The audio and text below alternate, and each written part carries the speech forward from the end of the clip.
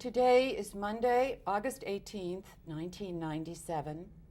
I'm in the home of Trudy Pevitz, née Einschidler. The interviewer is Merle Gross. We are in Chicago, Illinois, in the United States of America. The language of this interview will be English. My name is Merle Gross. I'm in Chicago, Illinois, interviewing Trudy Einschidler Pevitz. Please introduce yourself. I'm Trudy Pevitz. And what was your name at birth, Trudy? My name was Toba Esther Einschidler. Did you have any other names or nicknames? My nickname was Tosha. What is the date of your birth? December 23, 1925. And how old are you now? 71. In what city were you born? I was born in Demblin. What country is Demblin in? Demblin is Poland. Trudy, will you please tell the names of your parents and include your mother's maiden name and Sure. also the names of your sisters and brothers? Okay. I was born to Suralaya Einschidler. My father's name was Israel Leib Einschidler. And I had an older brother. His name is Aaron. I have a younger, older sister, Rose. Later I was born, and I have a younger brother, younger 8 years. His name is Beryl. What is your mother's maiden name? My mother's maiden name was Samet. And what is the age difference between you and your older brother? 4 years. And your sister? 2 years. And what is your age difference with your younger brother? 8 years. He's younger 8 years. Trudy, describe what you remember of your growing up years in Demblin. In Demblin, I had a pretty good childhood. I was a pretty good student. I loved my family. We were very close, and we were pretty well-to-do. Both of my parents came from big families. We were 25 cousins. And the city itself was a very famous city. Demblin had a airport where it was a big school for Polish pilots to learn. And no Jews were allowed to go to the pilot school. And it has a train station where you had to go to different cities in Poland. You had to come to Demblin first, because it was from that city you could go all over Poland. So it was a very, very nice town, and everybody knew each other. And we had a pretty good relationship with the non-Jewish people too. We had lots of friends of them. And there were, my mother had 3 sisters, and the 4 of them had 4 stores in the market. My aunt had a fruit store. My other aunt had a... What aunt? Tell her name if you recall.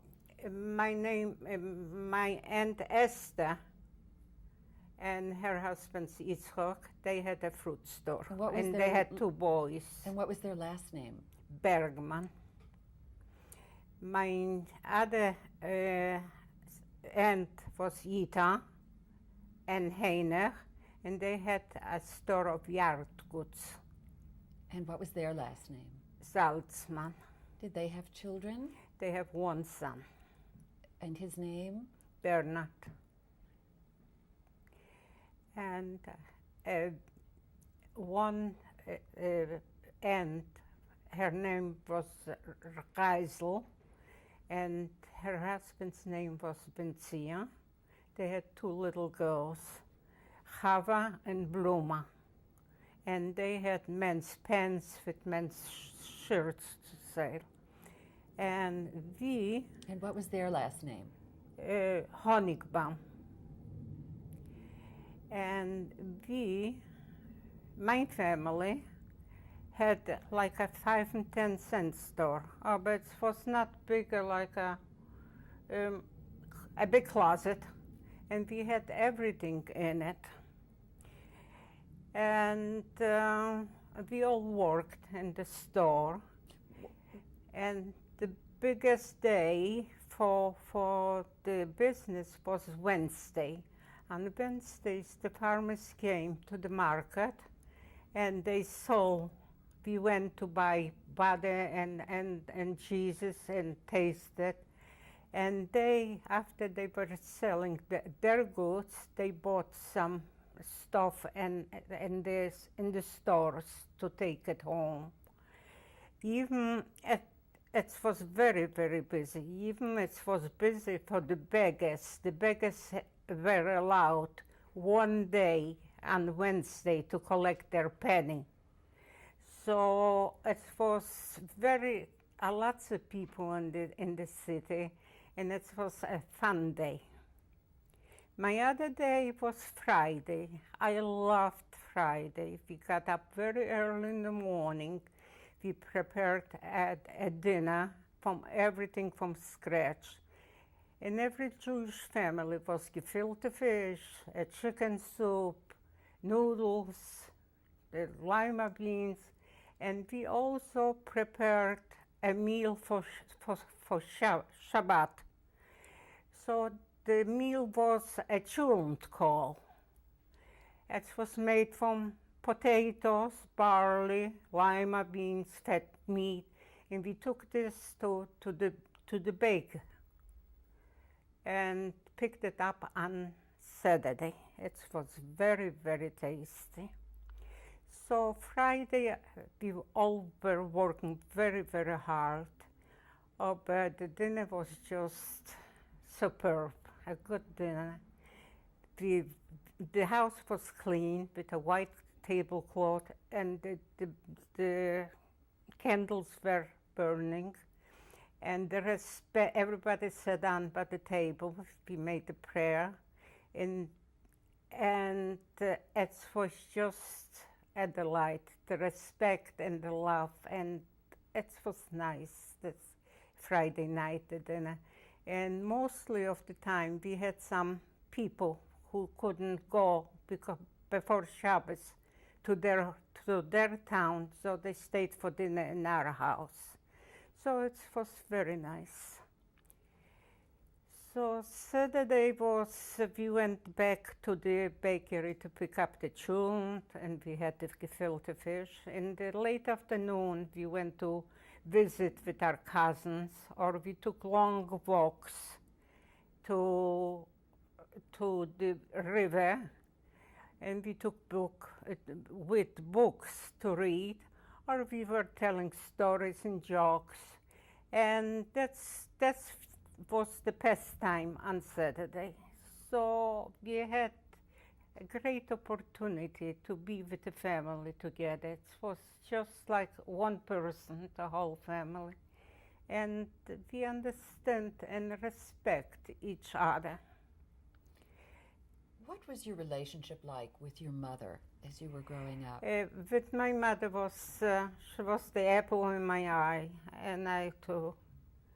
She was a lovely person, a giving person, a good mother, and a good person, a good sister, and a good daughter to her parents. When a holiday came like Purim, the first she sent shlachamonis to them, and she visited them very often. And when they became sick, she was the first one to go there. She was a very, very good-hearted person. And to the children, she was very, very nice. And your father? My father was mostly in the business. He was very educated. His education, he educated himself. He went to Jewish school, and he had the prettiest handwriting. Everybody who wants to write a nice letter to somebody, they came to my father to do it. So the city itself was very nice. I went to school, and my brother, there were 2 schools in Poland, except Jewish schools. We all went to mixed schools, to non-Jewish schools. And the teachers were very good, very strict. We learned a lot, and I myself was very good in math and in gymnastics. So, do you remember the birth of your brother, your younger brother? I remember I was in school when I came home to my grandparents. They told me that I had a little brother. It was hard to believe because it was a big difference in age. And how old were you then? I was 5, 7. No, 7. I was in school, 7 or 8. I was in school when he was born. I was 8. Mm-hmm. And he was a skinny little kid, and my mother couldn't feed him, breastfeed. In Europe, mostly they breastfeed the kids. So we hired a lady, a non-Jewish lady. She feed my brother the whole time. And this was going until he gained some weight, and he was with good health. Did she live in your house? She lived in our house. We had 4 rooms. And my brother, the baby brother, slept with my parents, and me and my sister shared 1 room. And my brother had 1 room, a small room. There were 4 small rooms to live in a nice neighborhood. We lived on Pilsudskiego, and over there was everything. The post office was over there, and it was the drugstore over there. It was a good neighborhood. Talking to that. The name of the woman who nursed your brother, do you recall her name? I think her name was Wanda. And did she live in your house? She lived in our house for about 4 months till he gonna gain weight. And she was just not sociable. She was just doing her job, and later we finished with her. Describe your school life a little more. Who were your friends in Demblin? In Demblin were my friends, 2 cousins, and what were their names? Tema and Toba. And their last names? Putterflam. And how were they related to you? That was my father's brother's children. And your father's brother's name was? What was your father's brother's name? Putterflam. His first name? The first name was Yitzchok. Did they live nearby? Yeah, everybody lives very by. Yeah, close by. About how big was the population of Demblin? The population of Demblin must be about 8,000 people. And there were maybe 3,000 Jews or less, no more. And there there were places where Jews couldn't go, but it was accepted. We were used to it. That's there were no Jewish police in our town. A Jewish policeman cannot, or to hold an office job, a Jew couldn't do it. But in general, was that we got along. That was not bad. What kind of places couldn't you go to? Like to the airport. On the airport, you have to those people went who were not Jewish, but the Jewish people couldn't go. They were afraid to do it. Were any of your school friends not Jewish? Yes, I had a few girlfriends. I had a friend who was very good. I went even for Christmas. I was invited to her house, and he was a captain in the Polish army, and he was holding a great position. She was a lovely girl, and we got along very well. Do you remember her name? Jadzia. And do you remember her last name? Bednarczyk. Did she also come to play at your house? Not too often, mostly because they had a nice house. Mostly of the time, in summer, we played outside. So when the winter approached, the days were short, and we didn't have too much.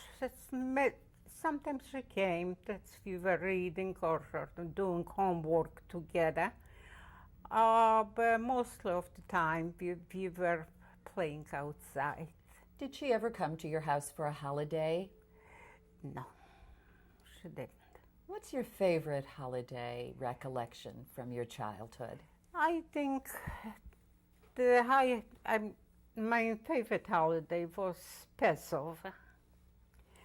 Passover was just the warm with the kids, the preparing the thing.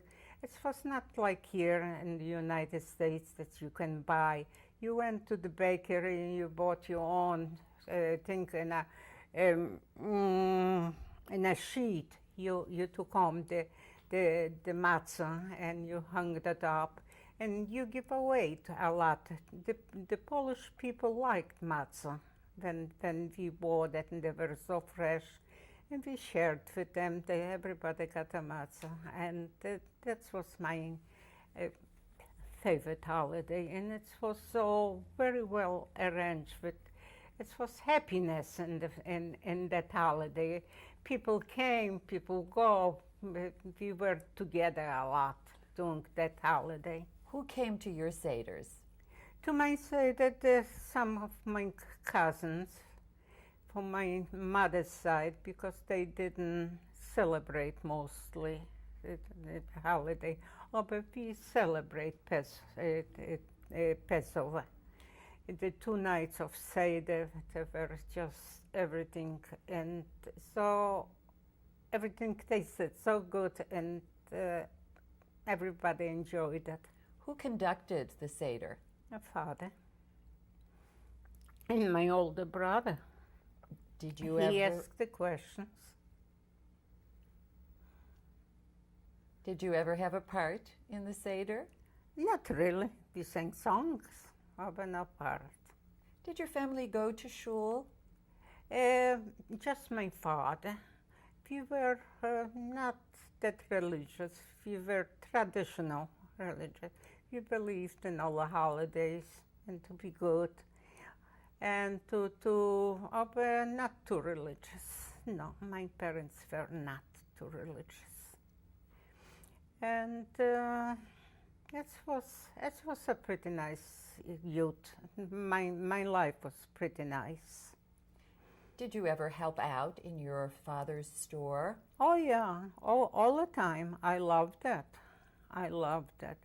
And I also helped out my mother in cooking and cleaning. We didn't have no help, so we did everything ourselves. And during my youth, I right away learned very fast. How to cook, how to prepare, how to wash everything.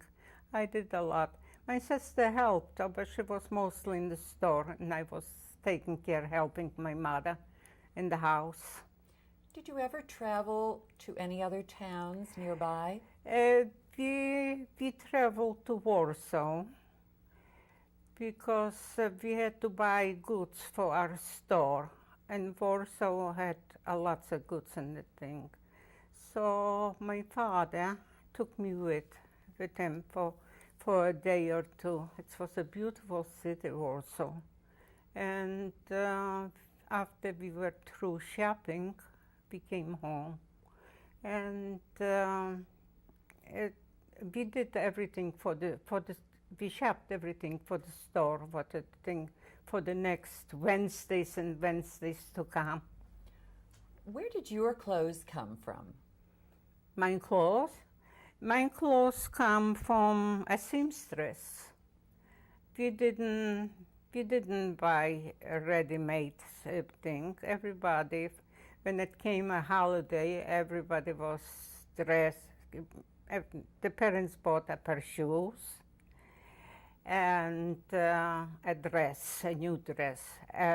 My sister had a new dress, and the brothers had new suits, little suits. And the other things we didn't need it, but from time to time, just for the summer, and for the winter to buy. What did you do during the summers? What we did to summer, we went to a different city where it was cooler than in our city. And who would go? My mother and me. My mother was not a well person. She had an order from the doctor to go to a place where it was a lots of trees, where the air was fresher than in our town. So I went with, and my sister went with, and we stayed a couple weeks and came back. It was a nice vacation. Do you remember the name of the town that you went to? Garbatka. I didn't hear. Garbatka. Garbatka. And with whom did you stay in Garbatka? Oh, they had homes to rent. I mean, we rent, and sometimes my mother's sister went with us, and or a brother, or my mother's brother, and we stayed for a couple weeks. It was very nice. The air was beautiful. And one thing in Poland, the air was very good. It was like on a clock, the changes of the seasons, you know. When it was summer, and fall and winter and spring. Everything was like 3 months apart to the date, and that's made that good. It was good, a good town to live. Were any of your grandparents in Demblin? They both. My mother's parents were in Demblin. He was a modern religious man.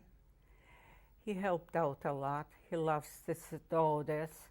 His wife was a sickly woman.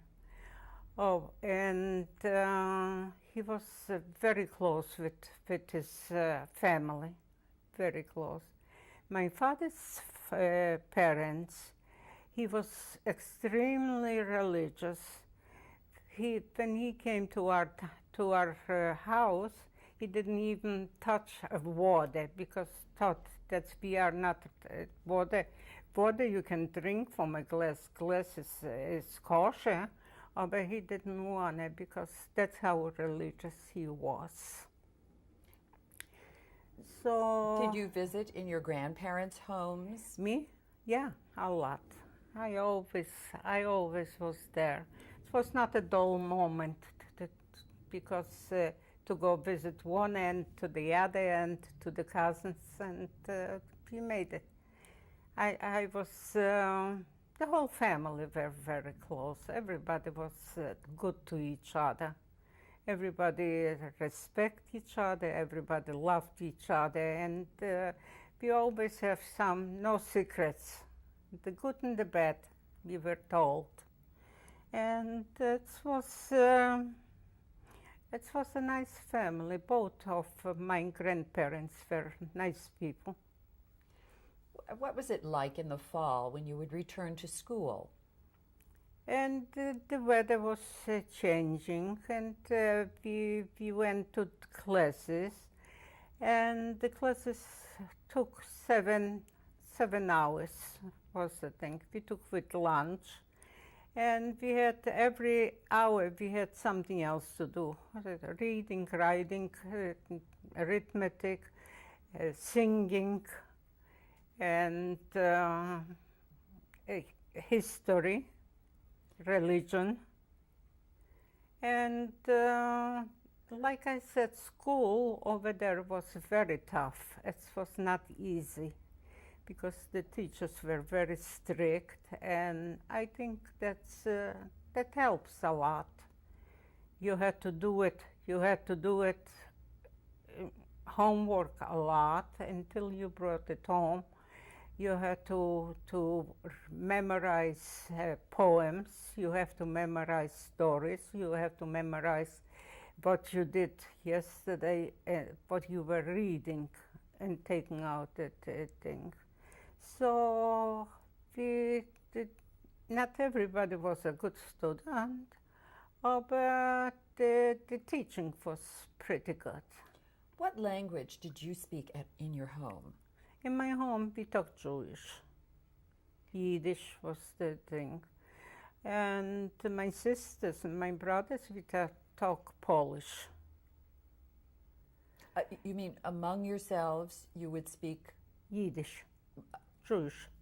Where did you learn Polish? Pardon me? Where did you learn to speak Polish? Where? In school. Yeah. So soon. Trudy, when you began school, you spoke only Yiddish? Yeah. And over there, I catched it up. 7 years of the teaching and a lots of reading, a lots of things. So till today, I speak very well, fluent English. Pardon me, fluent Polish. I have people from my hometown, but they are not Jewish, but they don't know too much. They talk Polish. We talk for hours, talk Polish. I still speak fluent Polish and write too. And I'm writing a lot of letters. I have a sister-in-law in Israel. She also knows Polish. So we talk sometimes on the phone, or we write to each other in Polish. So Polish I understand very well. This tape, The Time, is out, and we'll go on with your story in the next tape.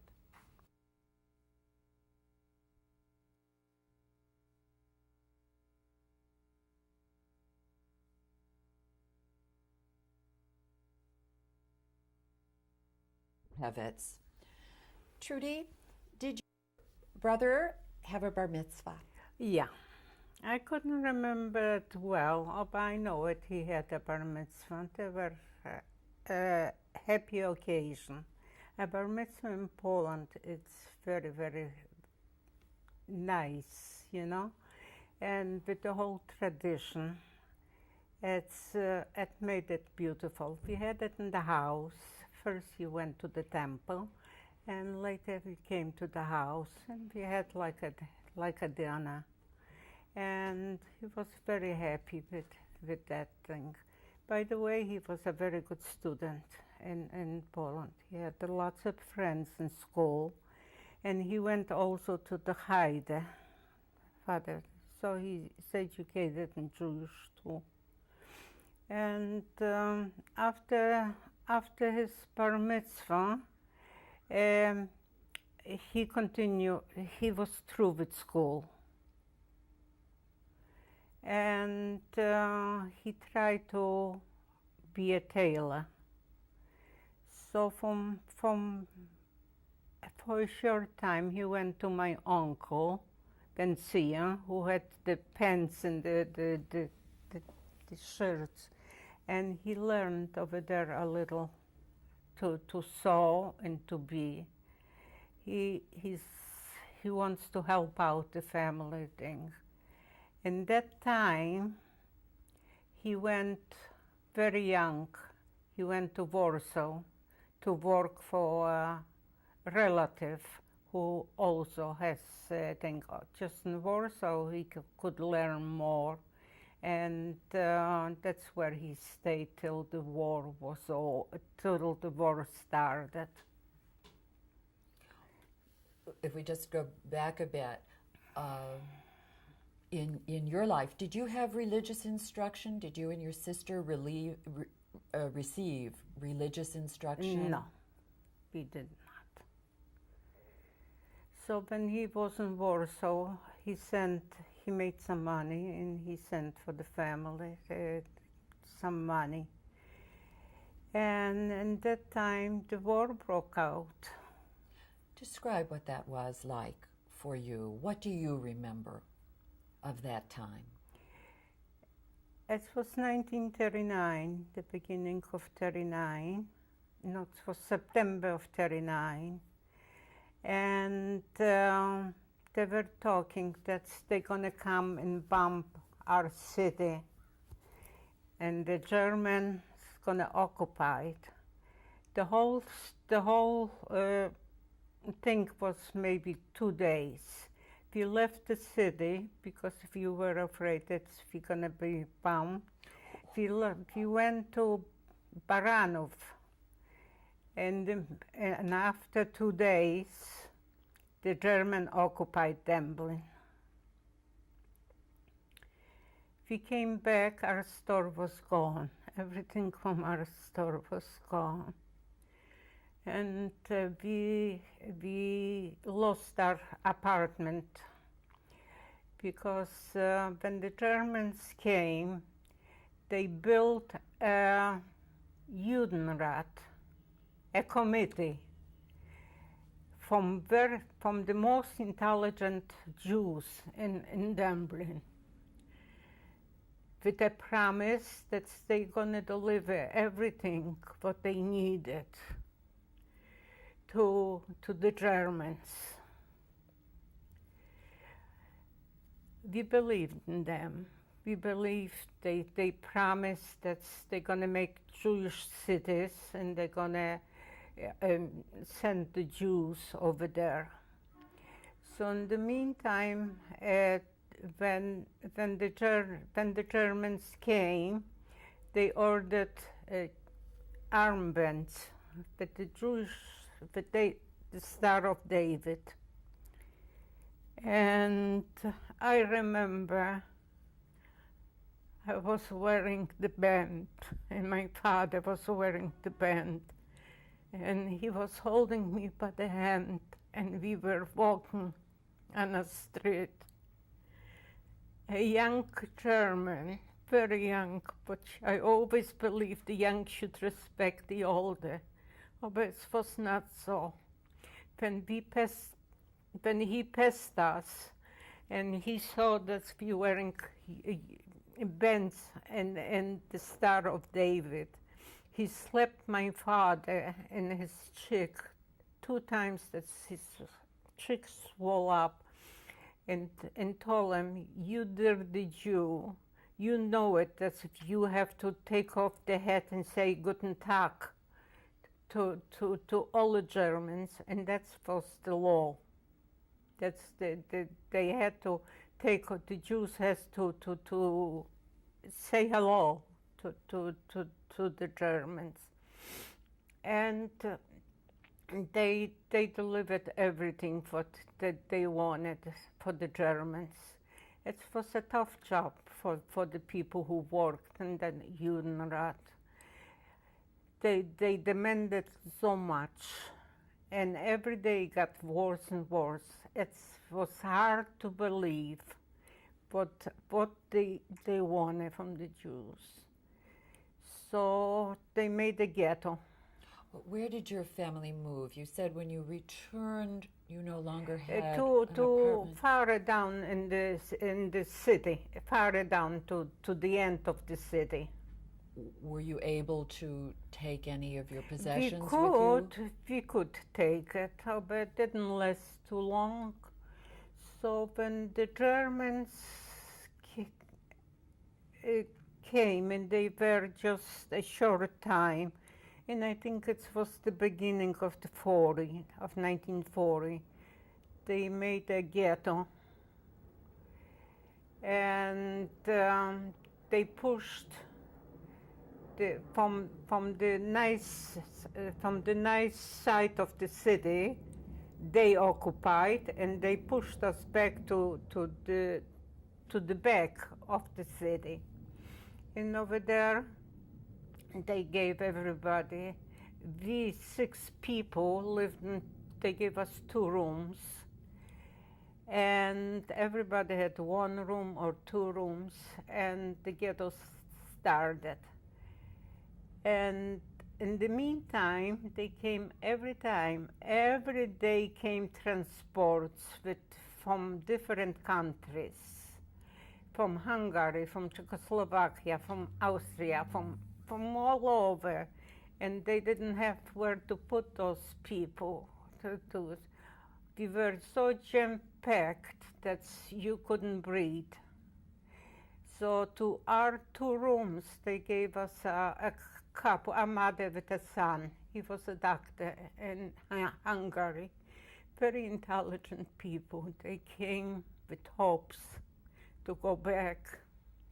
And everybody lived with high hopes that it's gonna end, and we're gonna be free. Just it was not like that. They start to get worse, because you couldn't. It was a curfew. You couldn't walk out of the other side from the ghetto, and the food, whatever you had, you could still sell it to things and buy food for yourself.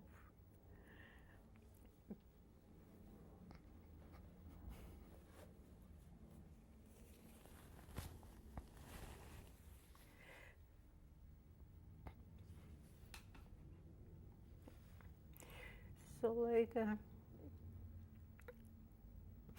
we stayed in the ghetto, and we went every day to work to the airport, to the stations where they have the calls. Every Jew was working, and they were guarded. They couldn't go by themselves to work, so on the marking place, they came out and they make groups where they sent the people to work. They work a whole day, and they came back to the ghetto. Who was in charge of the work details? In charge was mostly were Germans. Oh, but they were Polish, they were Jewish commandos too, Jewish police were there. Oh, but they just followed the orders. The most was the Germans. They were so proud of themselves. They were so ignorant. They were so brutal to everybody. It's not a word to describe their behavior. So anyways, they ordered to come to all the Jews from the ghetto. They ordered to come to the marking place. If you could just slow down a bit and tell me, did you have a job in the ghetto?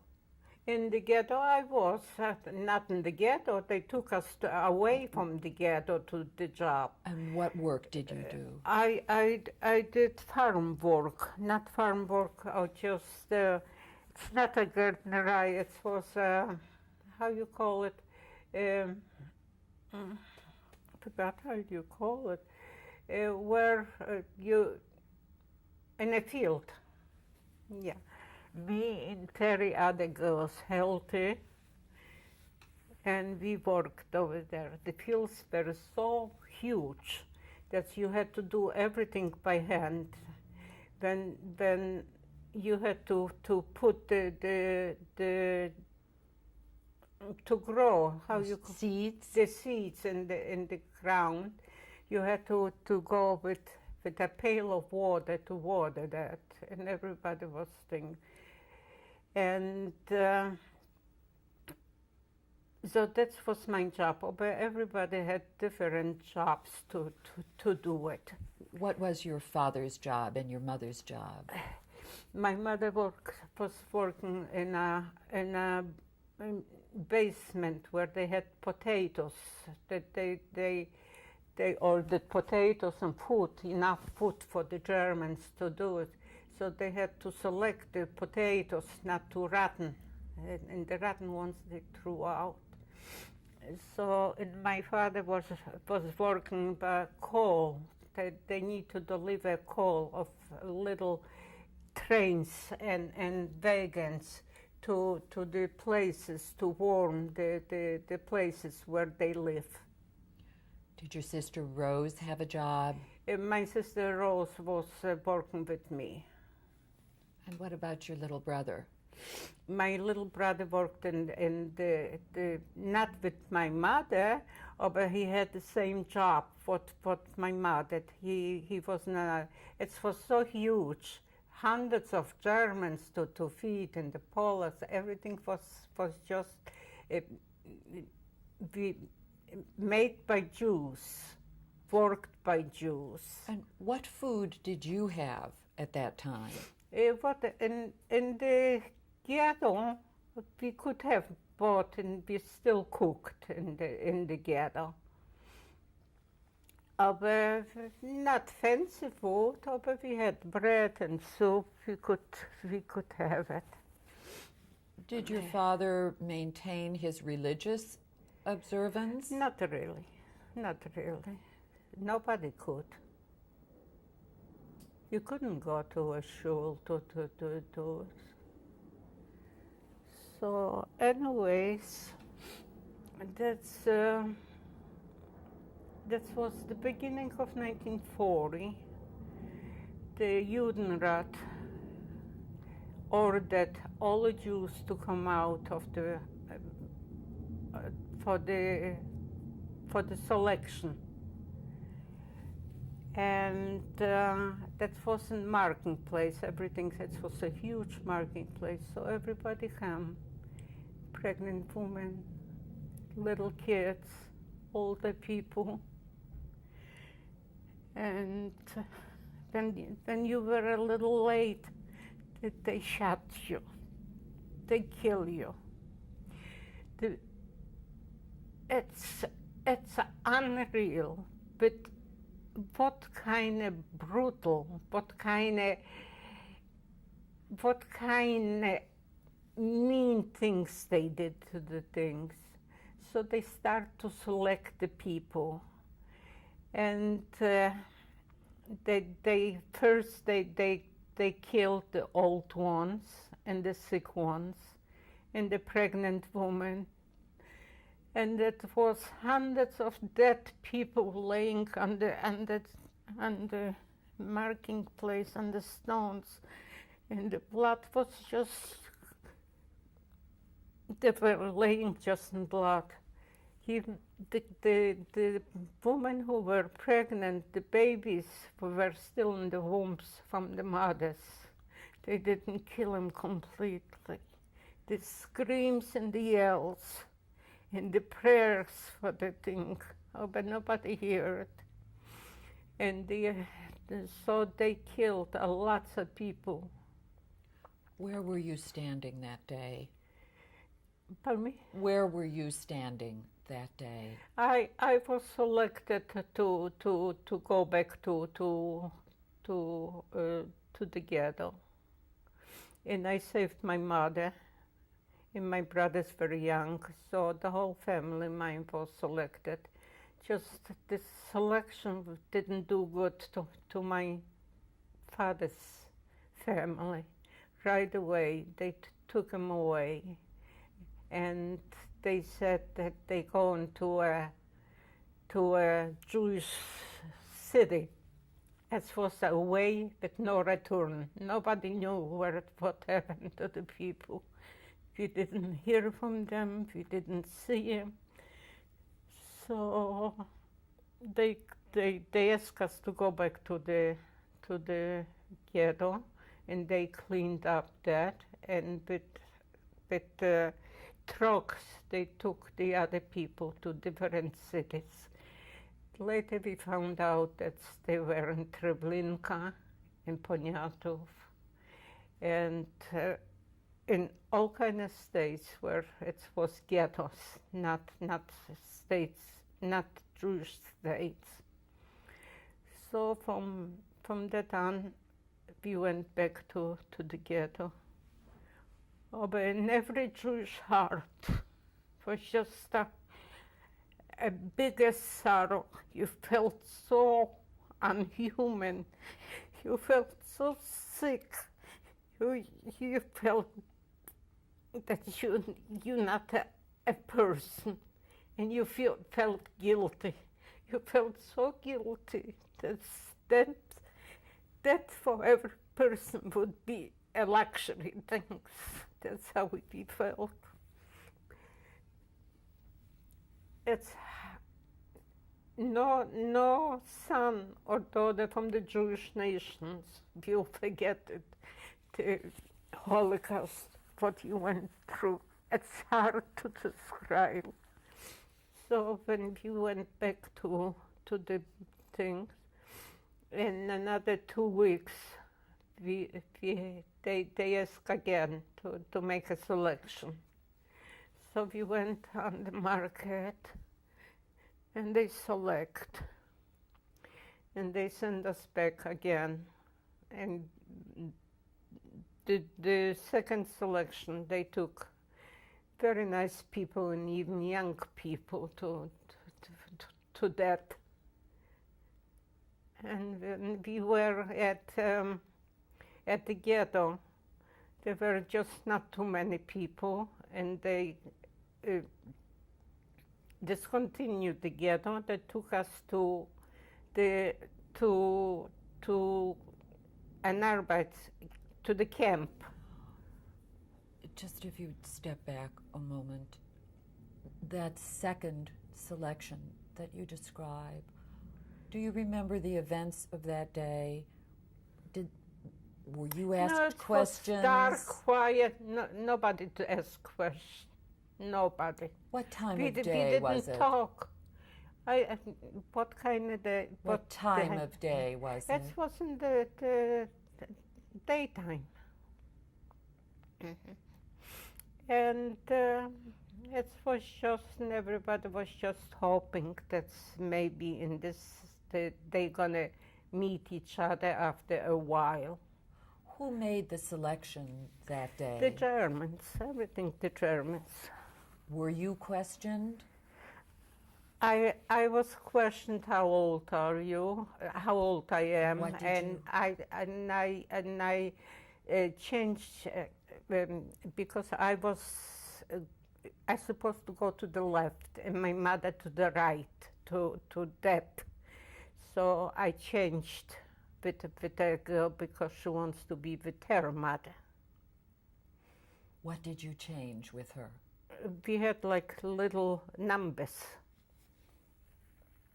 So anyways, I want to go to that with my mother, but it worked out that the two people, the other mother and daughter, went to things, and we went to the camp. Did your mother exchange a number also? She didn't have to. She didn't have to. When I want to be with her, one has to do it. And my mother was ready, and I said, I'm gonna go with you, and that's how it was. I changed over, the other people went they took the other people. It was just a big mixed up. Nobody knows where to go, what to do, and how to do it. Because your heart was so full of hate. Your heart was full of disbelief that you couldn't believe in times like that, something like that could happen, and just for nothing. Why? Everybody asks why. So anyways... Where was your father that day? My father was hidden. He didn't come out to the selection. Where was he hidden? In ghetto. Do you know where he was hiding? He was hiding in the house. He said he's not gonna go, but they didn't come to look for things. They just took it. He was just lucky. That's lucky. I don't think lucky, but he was there. So after a few days, they continue with the ghetto. Where was your little brother? With my mother, with us. And they discontinued the ghetto, and they took everybody to the camp. It was a working camp, and those were far away from the city. And how were you moved? How were the people moved? Walking. And they took us to the barracks. They were huge barracks and bunk beds. So the men slept separate and the women slept separate in the bunk beds. And everybody had that much of straw to sleep on it. And there were maybe 40 in one side. On one bunk bed was maybe 40 women. And every morning we got up and everybody was assigned to work. Everybody has their job, and that was a steady job, not every day to do it. So we had to form groups, and we were all going to the airport, not to the to the working place where we have to work. So we were going in groups, and we were guarded. By whom? By Polish police, but we couldn't go ourselves. We had to go with groups. Do you remember the size of the camp? The size of the camp was maybe 40 barracks, and the other side was Shoah, I think, where you can go. The barracks themselves were firing fires, how you call it? Barbed wire. And we couldn't go out or in from the camp. We were just in the camp. And that was day after day. Over there in the camp, they brought some soup, lunch hour, soup with a piece of bread. That was our lunch. After 8 hours of work, we went back to our barracks, And when we came to the barracks, they were searching everybody, or they didn't bring some food from the thing. When they had something, when they risked their life to bring something, they took away from them everything. And they never had enjoyed something like they brought a potato or something. I myself was beat up twice.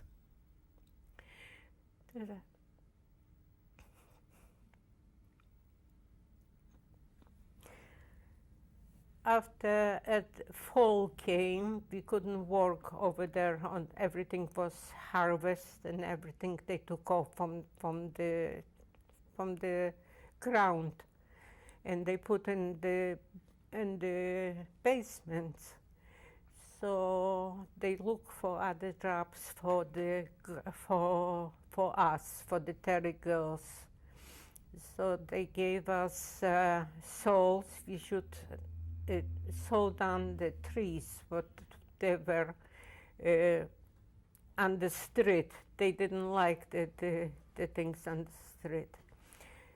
So I remember it was so cold that day, and my hand was frostbitten from before, and they were bleeding. I was so cold. No gloves, no scarf, nothing, and hungry. I decided to leave the work and ran to warm up in the basement where the Germans were working. They had offices, they had everything over there. They had a luxurious life over there in Denver. And an old German saw me with the bent, with my arm bent. And he beat me up. He beat me up in the ear. I couldn't hear nothing. Until today, I don't hear on that ear. So to go to a doctor, you couldn't, no, because you cannot be sick. Sick people are dead. And that was a very bad experience for me. I never forget. And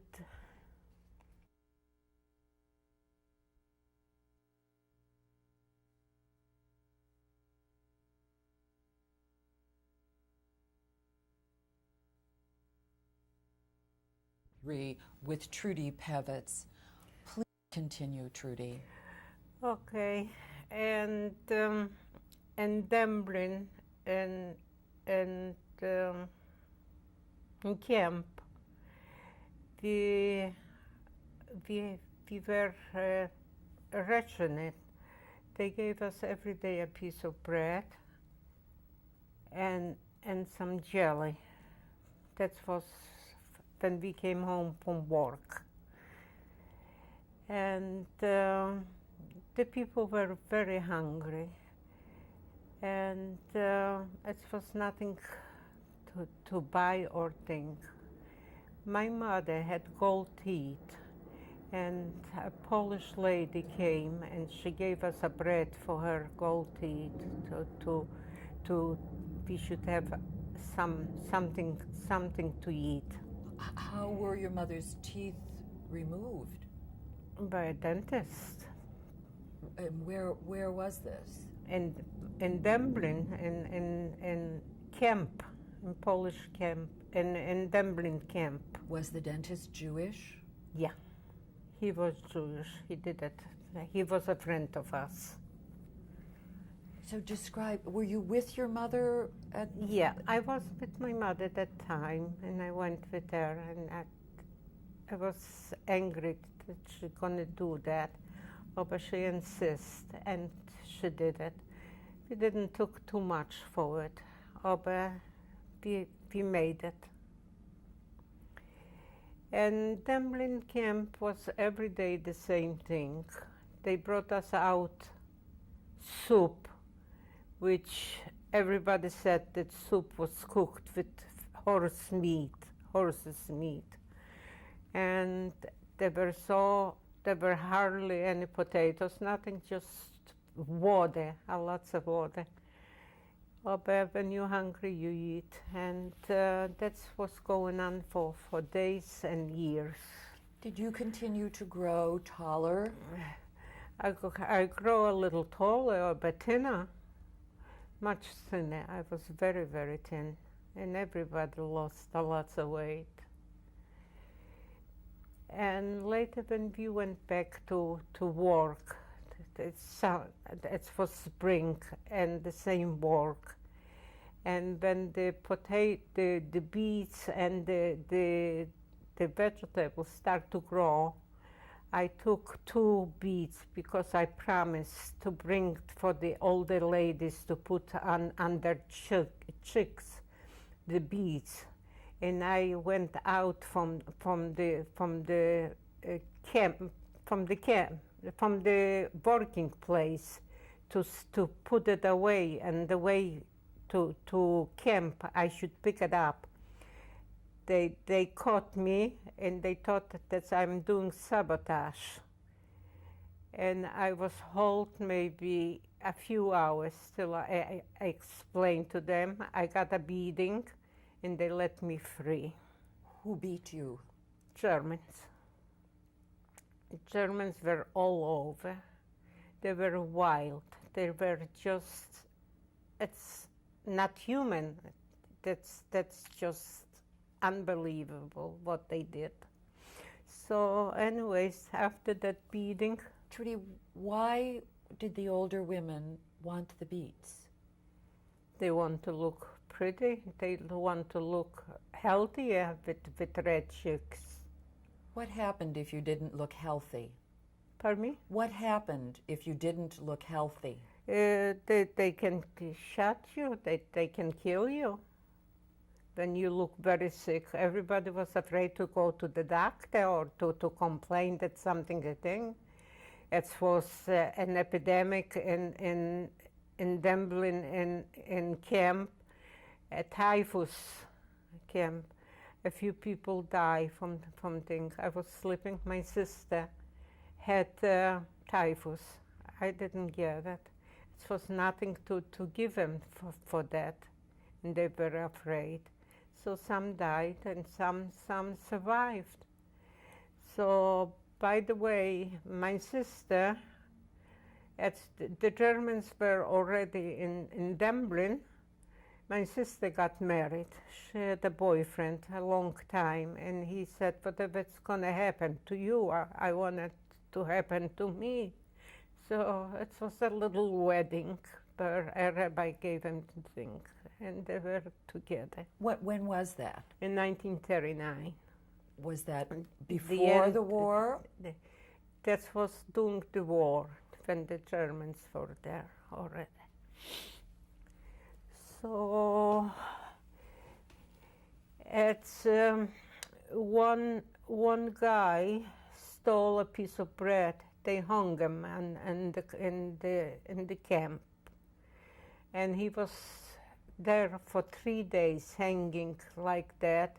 And every Jew from every barrack went out to look, to as an example, not to steal and not to do bad things for the Jews. So anyways, in that time, they start to come newses that the people didn't survive. They were start to talking about the camps, and about the concentration camps, and about Auschwitz. And who was speaking of this? A Polak came to the barrack, a good friend of a lawyer from the Jewish family, and he said that it looks like it's no good. That people are dying, people are killed just for nothing. So this was going on, and we knew it, but nobody in nothing can do, and nothing has to be done. Did you have any news from your brother in Warsaw? He came. He came back at the same time when the war broke out. He was in another camp in Dęblin. He was working with the college still. Yeah. So he came back and he was with us. He had a very hard job, and he was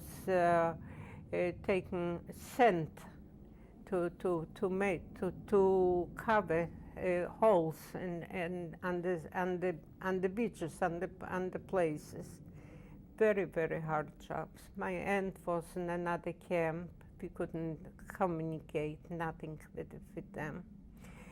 And the only person who was very helpful was my little brother. He was working in the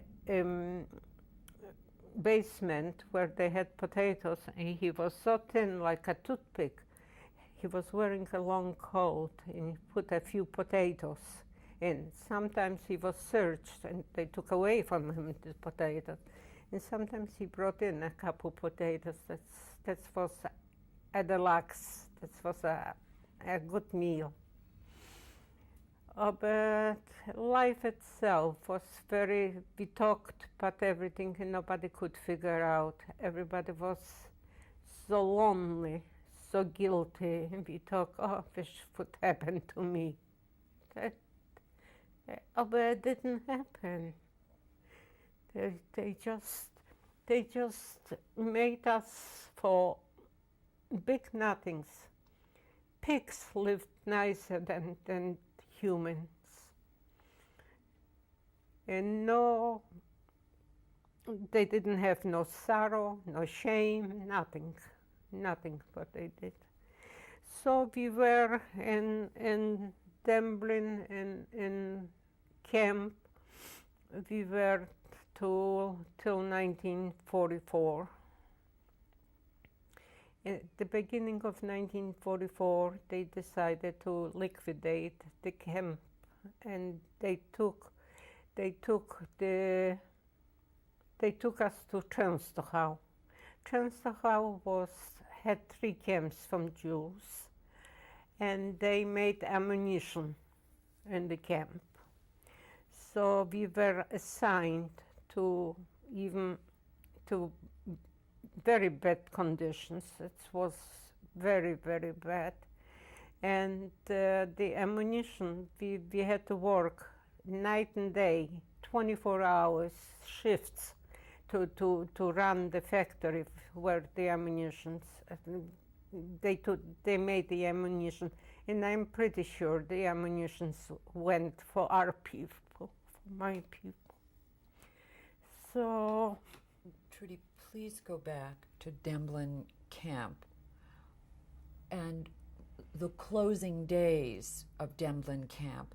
Describe what happened and what those last days were like, if you will, please. The last days were very just. They told us that they don't need any more workers over there.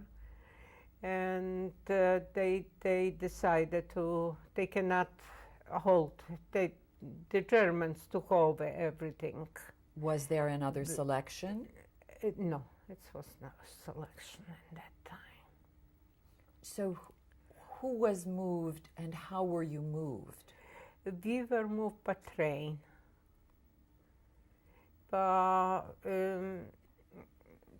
Transport trains, not for people, just for animals or for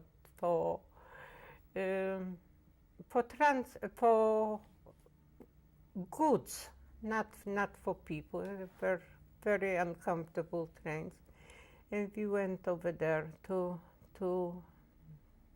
Częstochow. What was the trip like? The trip was a poor trip, very closed, and each card was a German with ammunition, and we couldn't talk, we couldn't do. We were sitting on the floor, everybody together, and they gave us just water to drink to the trip. How long was the trip? The trip was a few hours, about 4 hours. And who was with you from your family? With my family, we were separated for a while, but we saw each other over there in Częstochowa when we came in Częstochowa. And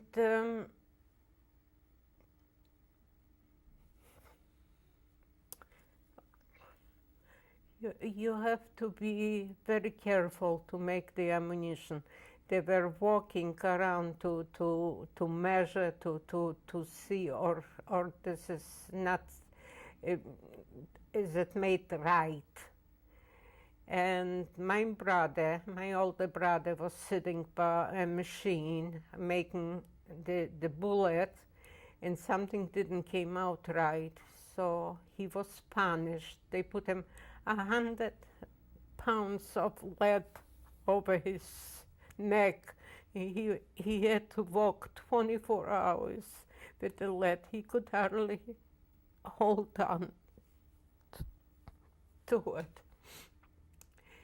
And at the same time, my sister had a baby in Częstochowa. When she came, nobody could tell that she was so slim, and it didn't show on her that she was pregnant. So after they took the baby and they shot him, it was a boy. So a Jewish policeman came over to me and said, he's sorry, but he was just got killed, your nephew.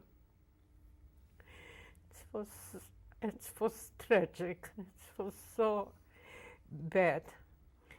So we still worked, and the same thing, they gave us a little soup, and the strangest thing was that in the barracks from Częstochowa, there were flowers, fresh flowers, music was playing. They came from time to time, they came to check. I don't know if it was fake or it was real. Germans from the higher society to see how they organize, how it works, everything. So when you would come in the barrack in Częstochowa, you wouldn't believe it. That's everybody. They told us to put on nice clothes. If you had it, you didn't have it. And so that's it. And they always were playing music and flowers on the table. So this was till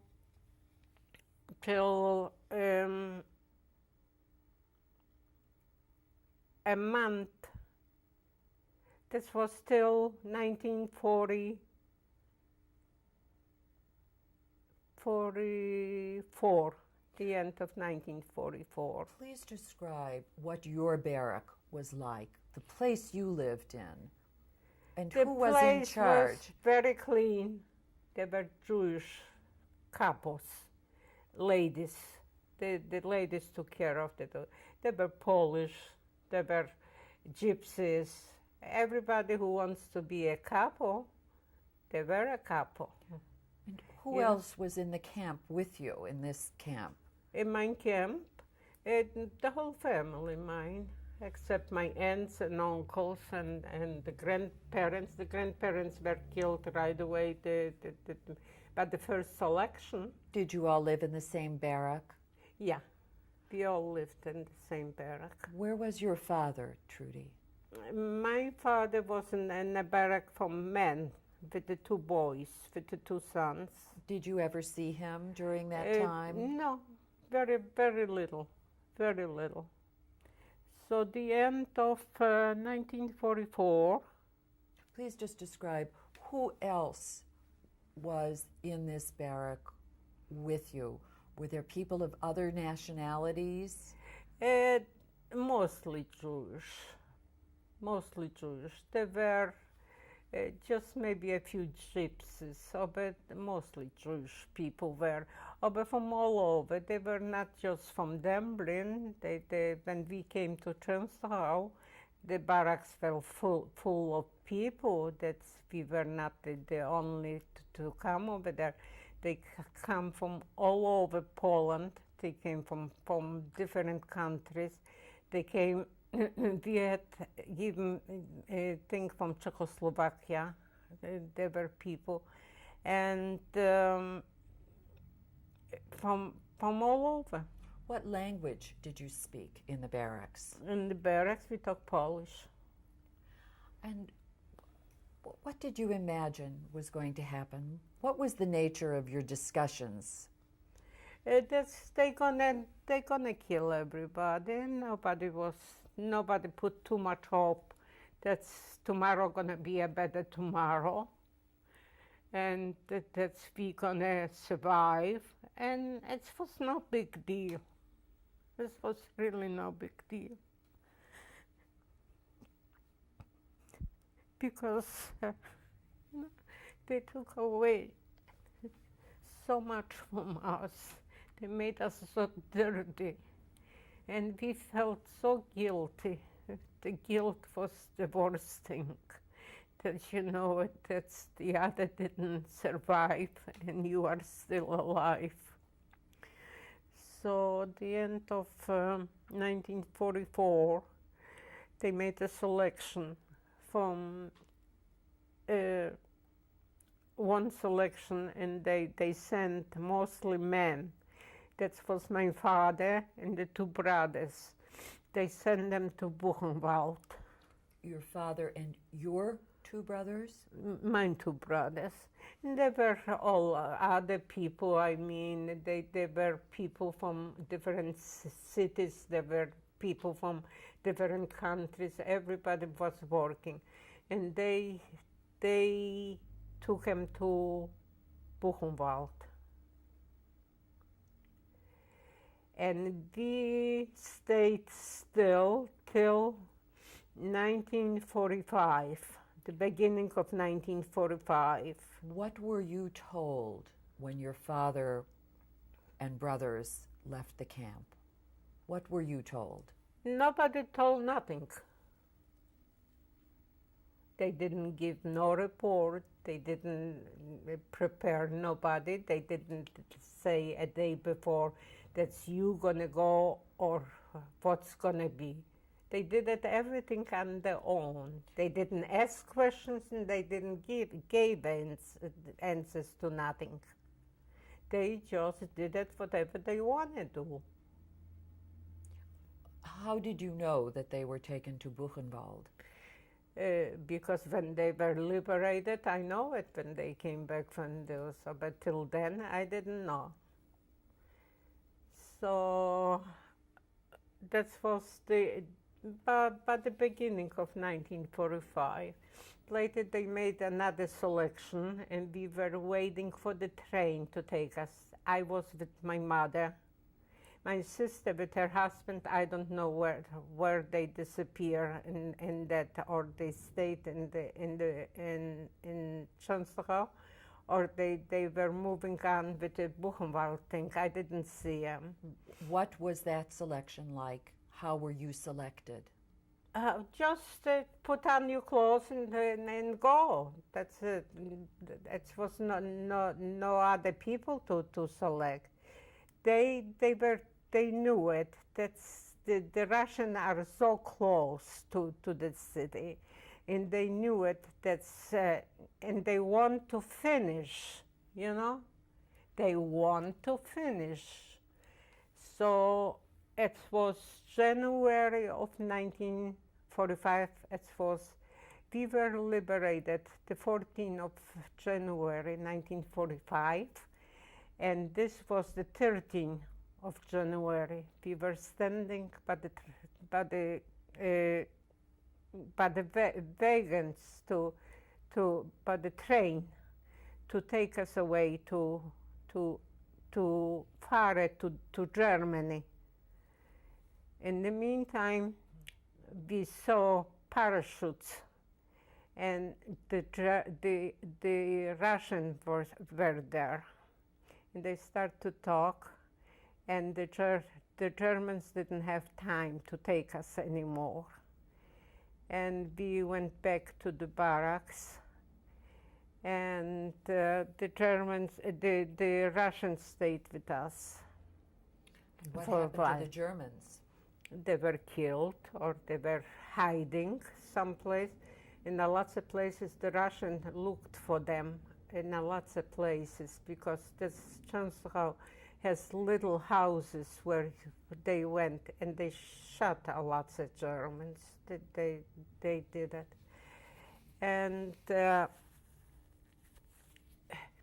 we were liberated in that time.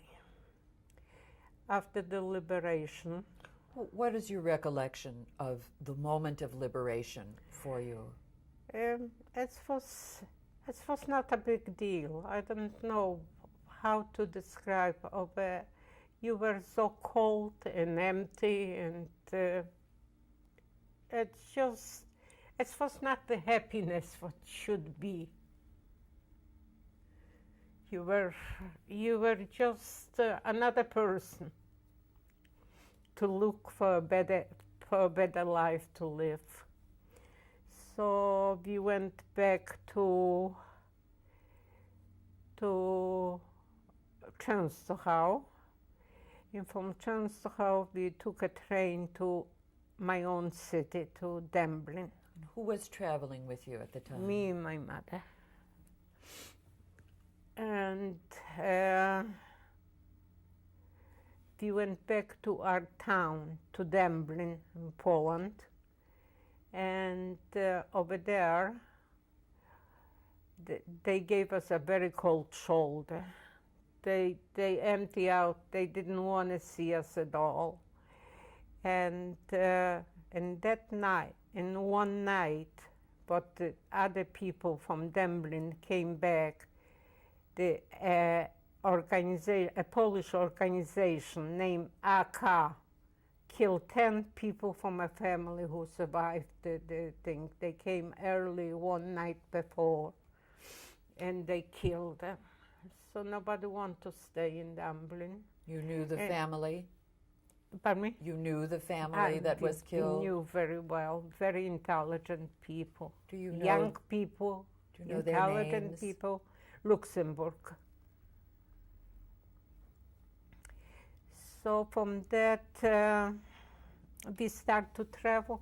Did you go back to your own house in Dęblin? No, but somebody else lived. They didn't let us in. And nothing to see over there. It was kind of cold. Everybody was hateful to each other. Who did you stay with when you were there? We didn't stay overnight. We right away traveled to a bigger city in Lublin. And Lublin was very well organized. They had places where the American, they called it the UNRWA, sent packages, food and clothes. I had my first pair of gloves there when I came, my first food. So over there we start to talk, but the people who knows and when they survive. And in all of big cities, they made a place, a good place to live, to make up the things. They were in Łódź, they were in Warsaw, and they gave out clothes and food and things, and it was warm, nice and warm, and everybody had a story to tell. And in May, the end of May, my brothers came. My father didn't survive. He was killed in the eyes of their sons. And so we were together. What did your brothers tell you?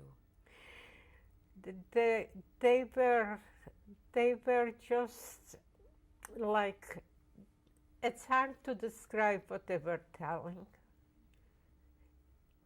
It's very hard to describe. It's an unbelievable things what they did. So when we went to a couple cities.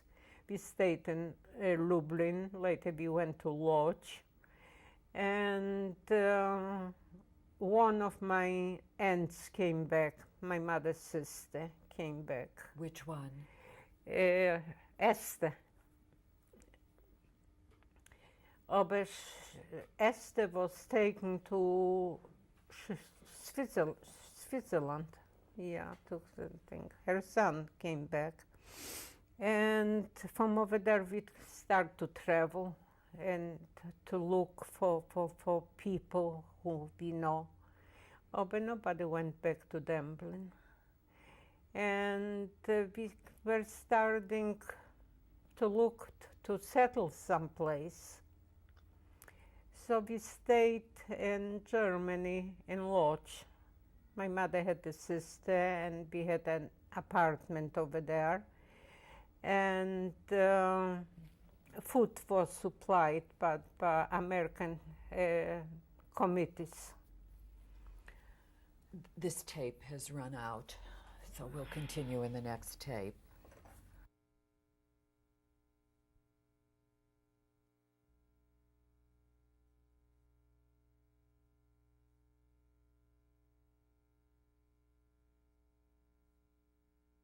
Or with Trudy Pevitz.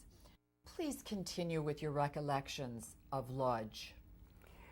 When we came to Lodz, we saw a few people what we know, and some went right away to business, to do some business. The other ones were just looking and waiting for their loved ones to come back.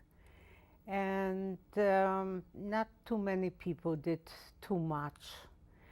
They were sitting and waiting and crying and feel sorry for themselves. And Lodz was a city where every day new people came in, what they were released from concentration camps. And one day I was walking with my mother on the street, and we saw my brother, one of my brothers, coming back. And I cannot tell you the happiness and the joy what we had. We couldn't believe it, and we couldn't stop crying for hours. He told us the news that my father was dead. He saw him. He shot him to death. A German shot him to death. My mother cried, and I cried. Oh, just the happiness what we saw. And my brother, that's he returned because he was so many times sent to camp and to be killed. And we couldn't get over how he survived. This was your older brother? That's my older brother. And a few days later, my younger brother came back, and he also told us about my father. It was very, very sad to hear that. We loved our father. Our father was really a good teacher and a good person to take care of us. And it was really very, very bad to hear the news about father. And both my brothers looked very, very thin, undernourished, and pale, and dirty. And everybody was so nervous, everybody was so tense, everybody was so unhappy with themselves and with the times, what happened and what they went through. So we start to tell our stories, what's going to be the future, what's going to hold the future. Trudy, let me just keep you in the past for a moment. When you got the news of your father's death, did you mark that news with a religious observance? Did you sit Shiva? We didn't sit Shiva, but when we came to the house, we sit like Shiva one day. We light a candle in memory of him. And we sit and we talked over how it was and how he died and what it was happened. And that's the only thing what we could do for our father. It was a deep sorrow in the family that he died. And because my youngest brother was very attached to him and everything was his father. And we had a great pain in our heart that's he died, he didn't survive. And it was just days before the liberation, but it was the worst part of that. So anyways, we got together and later we saw my sister Rose with her husband. She came to Lodge too. And we talked over, and that time they signed up for the Aliyah, for the first Aliyah to go to Israel. And that's what they did. We said goodbye, and we never saw her till she came to the United States again back. And when they sent them to Cyprus, not to Israel, because who sent them? That was a committee, a Jewish committee, who worked to send the Jews to Israel. Why did they decide to go? Because his family was already in Israel, and they want to see his mother and father and his sisters. He had 3 sisters and a mother. The father died before the war. And what plans did you and your mother consider? Me and my mother and my brother decided to go to Germany, to a DP camp. That was 1945. We went to Ulm in Germany, where again were big rooms. We shared the rooms with other people. Trudy, who arranged going to Ulm? The Jewish community. And how did you travel there? We traveled by train in the night. The Germans should not catch us. And when we came to Ulm, we stayed in barracks too, where it was food and it was people and it was talking, and the situation started to become much better, like it was in Poland. And in Ulm, we had packages sent from our relatives from America, and it started to get a little better. What relatives did you have in America? My mother had a brother here in Chicago, and he was married and he had 3 children. So he tried to take us to Chicago. What is his name? What was his name? It's Aaron Sammet. And in 1940, my two brothers left to Chicago, and me, my mother stayed over there and still in Germany.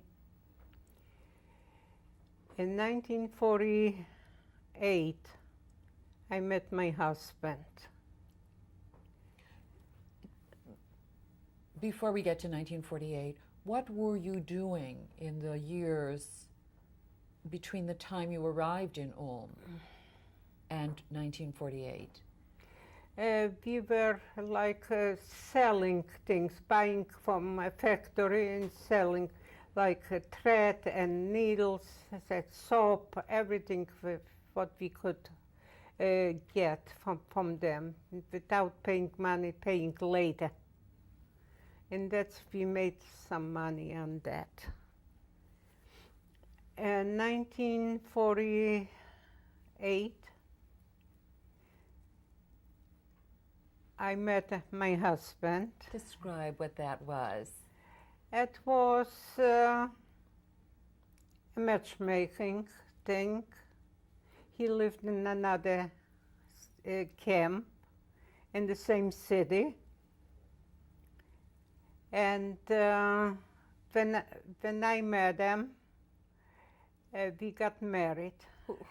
Who made the match, and what is his name? The name of your match. He knew. My husband knew me, but he sent a person because he was shy, and he sent a man he wants to meet me. How did he know you? He from the camps. And he took $50. $50 in Germany was a lots of money. So my husband was always complaining that's cost them too much. Who took the $50? The matchmaker. Yeah. So tell me your husband's name. Yechaskel Przybyszewicz. And describe what happened with the matchmaker. Did the matchmaker come to you? The matchmaker came to me and he said he has a very nice person and he wants to meet me. So anyways, we made a date, the 28th of August and 1948. We got married in camp. But describe the courtship. How did you meet him? What was it like when you met him? It was okay. I met him and we were hoping for the best. He was a rich man. He right away made some business in the German camp. And he was very talented. He was very knowledgeable. He was very intelligent. And what business? I dated him maybe 6 months, and after 6 months, we made the wedding, and camp was the wedding. Tell about your wedding. Bad, a very bad wedding. I had borrowed some shoes, the strap broke, the hem fell down. We prepared food for some people. Just the whole camp showed up for that wedding. It was a hot day, and the rabbi was so religious. It was the longest services, and it was the worst wedding. And the gifts were taken by other people, and I was glad it was over. That was really a disaster. My wedding was a disaster. The worst wedding I went to somebody. It was bad. So anyways, I was very thin, and later I went to my husband's. He lived not too far, walking distance in another camp. And over there, we had one room, and another family had a small room. We shared a washroom and we shared the kitchen. And I became pregnant. The whole time what I was pregnant, I couldn't believe that I'm gonna have a healthy child, because I was so thin, like a toothpick, and so undernourished. For 7 years I didn't have a drop of milk or an apple or something what can build you up. I was so worried. I was always thinking, what am I gonna do with a child who's gonna be deformed here in a strange country?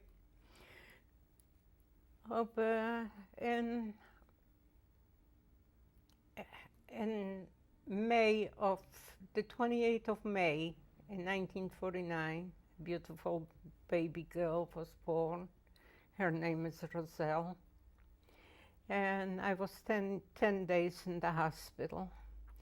And during the 10 days in the hospital, I was interviewed by doctors. And they asked me, or is it true? Some Germans, I don't know, they couldn't believe, or they didn't want to believe that something like that could happen to humans.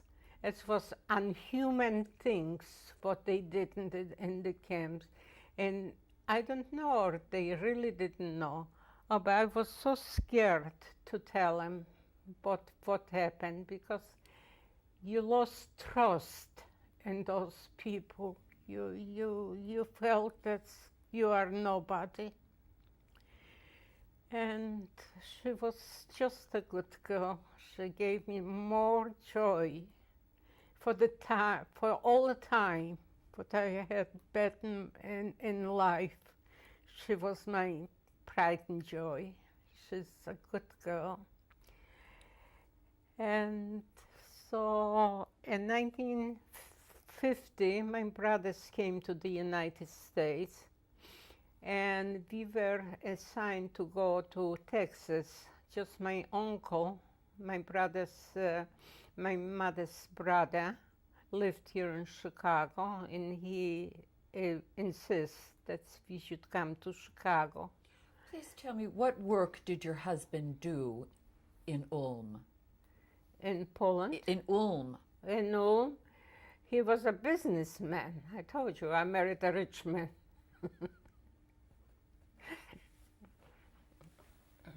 And when you decided to come to the United States, what plans did you make? We didn't make plans. We accidentally came to the United States. We were, but in our mind was to go to Israel, to be united with the rest of the families. And everybody in that time went to Israel to join the people who went over there. Just enjoyed the Jewish Family Service had a office in Germany, and we registered just for a joke. All of a sudden they called us that we are accepted to go to the United States. That was really unbelievable too, because we were not ready. I mean, we would love to, and I love the United States. Oh, but I couldn't believe it. That could go so easy, you know. So, anyways, in 1950, my brothers went to Chicago, to live to Chicago, and we came, me, my mother, and my husband and my Roselle came in 1951, in March of 1951. We came by ship, and in that time, in March, was very stormy. The ship was General Stewart's ship, and it was not like here you go on a cruise. The ship was sinking because a big chunk of ice knocked that thing, and we had water in the thing, in the rooms, in the cabins, and nobody could eat. Everybody was sitting on the deck with wet towels. The people looked so different, you wouldn't recognize nobody. Everybody was so cheerful, and everybody was so elegant dressed to come to the United States, because otherwise, I mean, America and Europe is something, a rich country, an unbelievable country, different. You picture America, the greatest. That everybody's nice dressed, everybody's rich, everybody has everything and things. And so, anyways, the going to America, the ship was sinking and it was water. It was a very, very bad trip. When we went from Bremerhaven, and we crossed the Canal La Manche. It was good, everybody was healthy. Just when he went on the ocean, the ship went on the ocean, everybody became critical ill, nobody could do. My husband was working in the kitchen on the ship because he was a soldier, a Polish soldier. And so he was a cook. So he gave us grapefruit, and with this I nursed the baby. That's all what we think. And then we came to New York on the train from the ship. From New York, we went off the ship, yeah. And describe what that was like. That was something unbelievable to describe. It was just like a different person.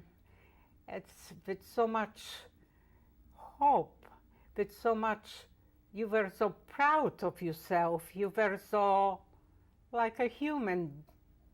You were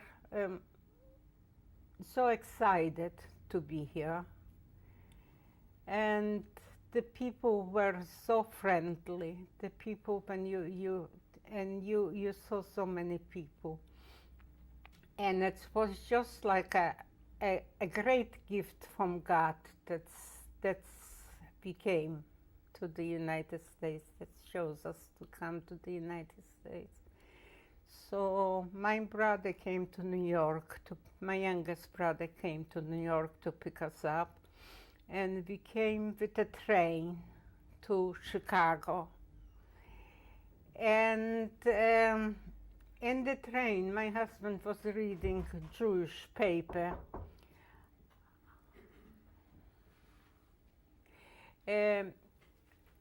Was reading a Jewish paper, and I crunched the paper because the other people came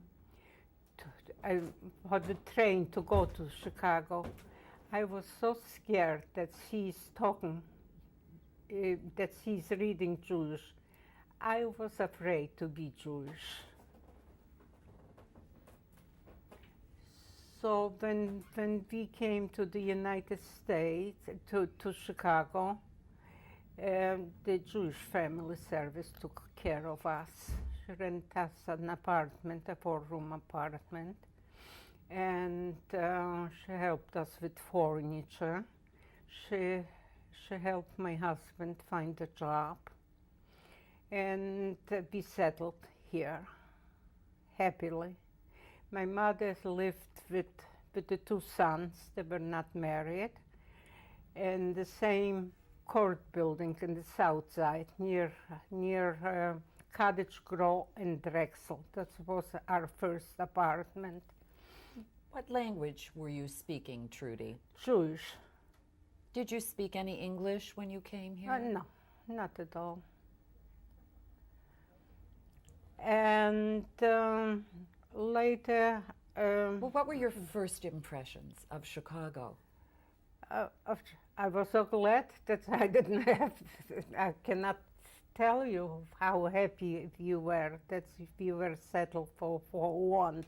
After those miserable years that we settled in a place where we have peace in our mind and raise kids. And in 1951, my other daughter was born. Her name?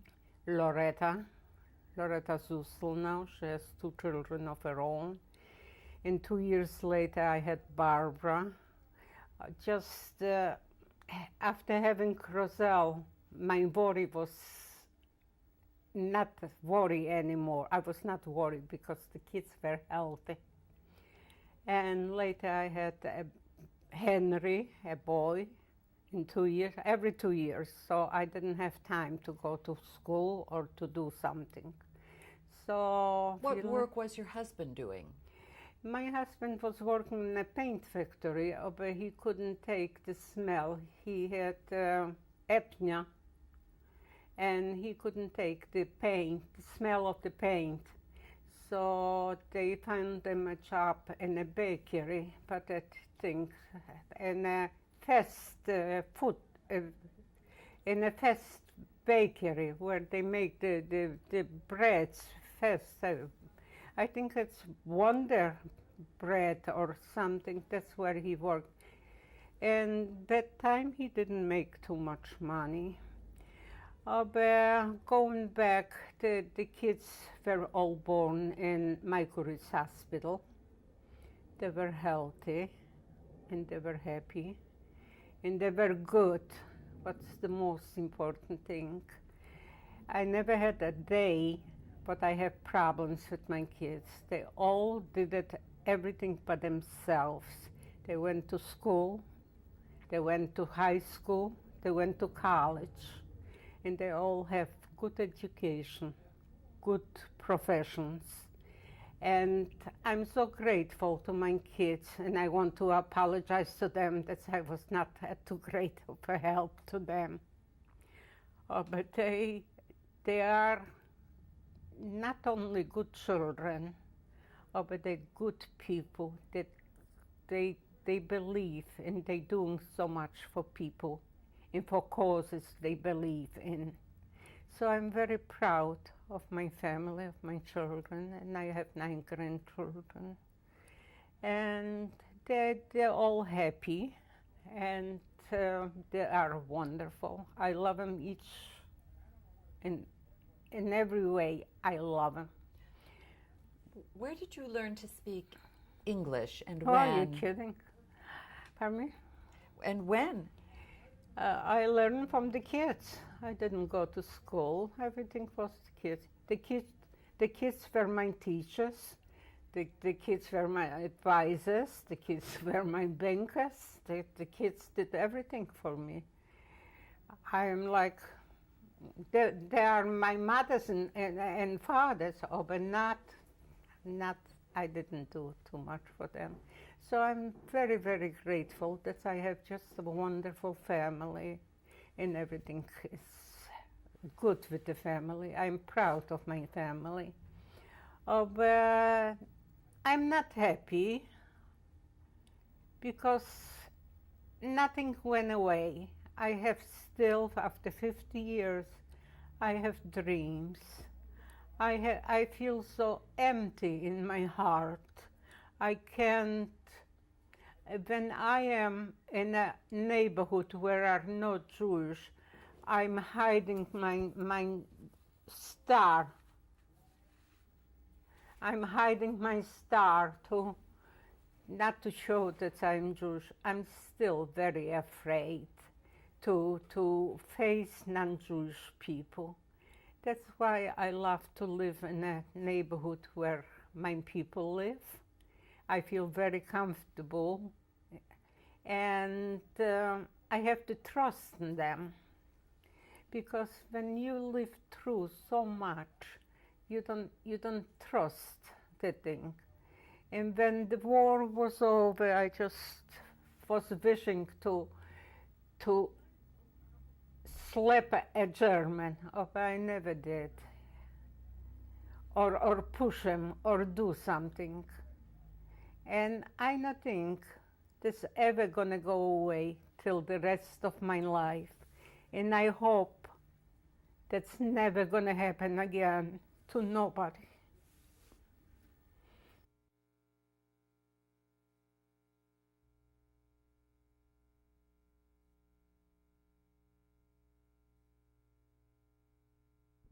With Trudy Pevitz.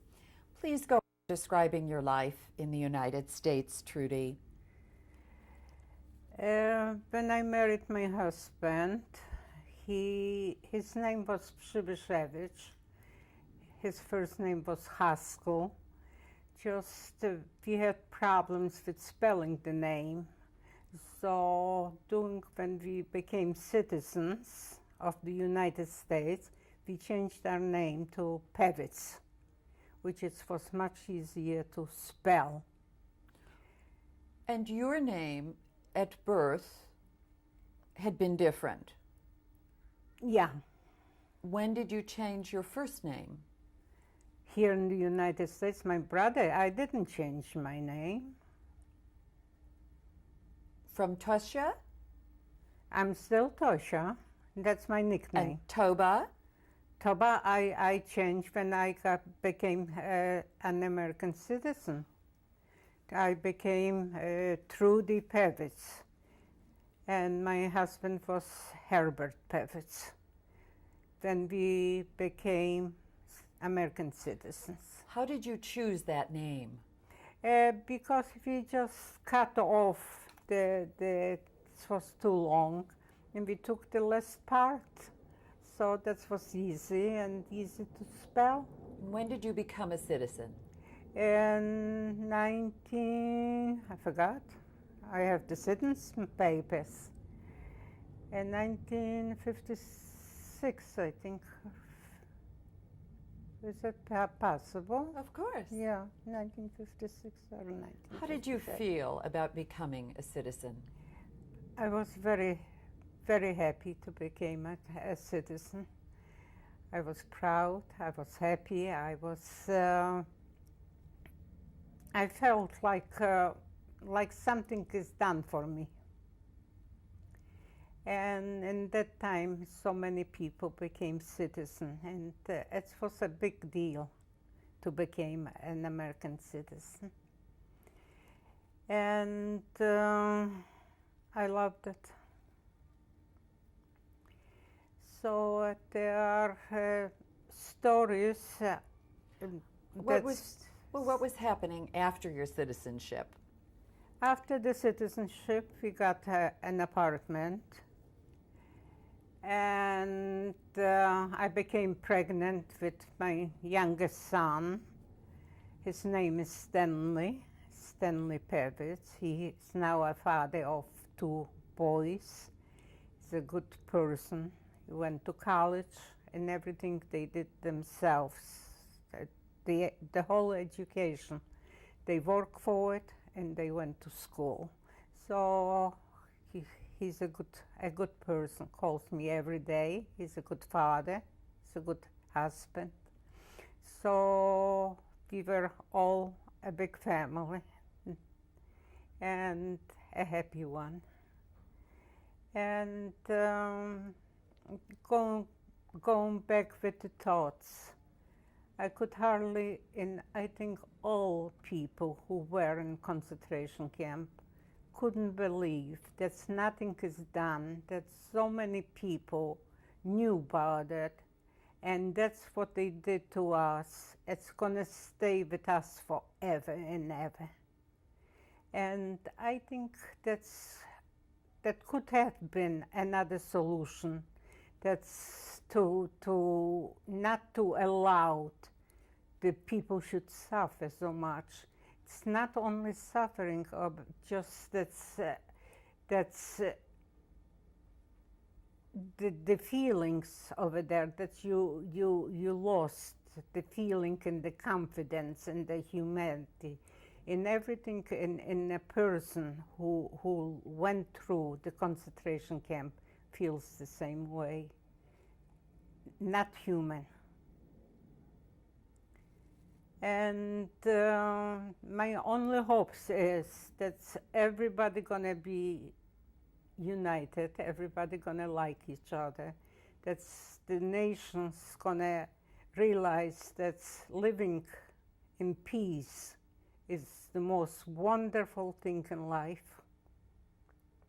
And that's what I wish for everybody. Trudy, did you and your husband discuss your experiences with your children as they were growing up? And not too much. Not too much. Why is they that? were, first of all, they were too little. And besides this, you know, when the time goes by, longer it takes away from telling the story. I was a different person when after the war I could talk. I was so angry. My anger was I could tell everything in a different light.